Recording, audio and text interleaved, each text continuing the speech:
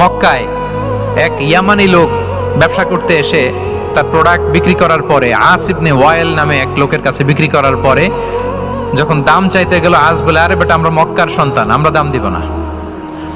তো সে ভাবলো হয়তো আমার সাথে ঠাট্টা করেছে, হজের মৌসুম যাক, বেচাকেনা শেষ করে যাওয়ার পথে দামটা নিয়ে যাব। সে ফেরার দিন আবার গেল যে আমার তো জিনিসের দামটা আপনি দিলেন না। সে বলে, আমরা এই ভূখণ্ডের মালিক, আমরা দাম দেই না, এটা তো বড় জুলুম।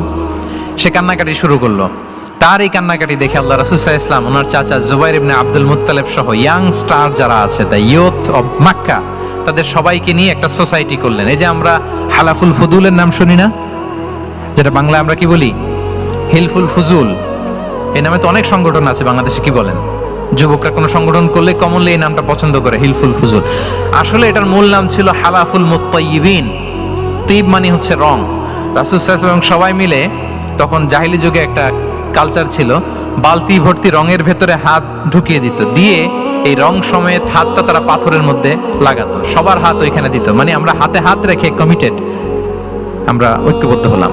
সেখান থেকে হয়েছে হালাফুল মুত্তাইয়িবিন থেকে হালাফুল ফুদুল। ওনারা বলল যে না, আমরা সবাই থাকবো মাআল মাজলুমি দিদ্দা যালিম, আমরা মজলুমের পক্ষে থাকবো, জালিমের বিপক্ষে থাকবো।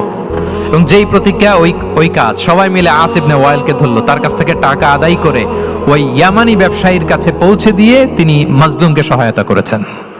সুবহানাল্লাহ। এবং এই টেন্ডেন্সি, এই জুলুম, চাঁদাবাজি যেগুলো ছিল মক্কার জমিনে, রাসূল সাল্লাল্লাহু আলাইহি ওয়াসাল্লাম এই সোশ্যাল রিফর্মের মাধ্যমে এটাকে সংস্কার করেছেন।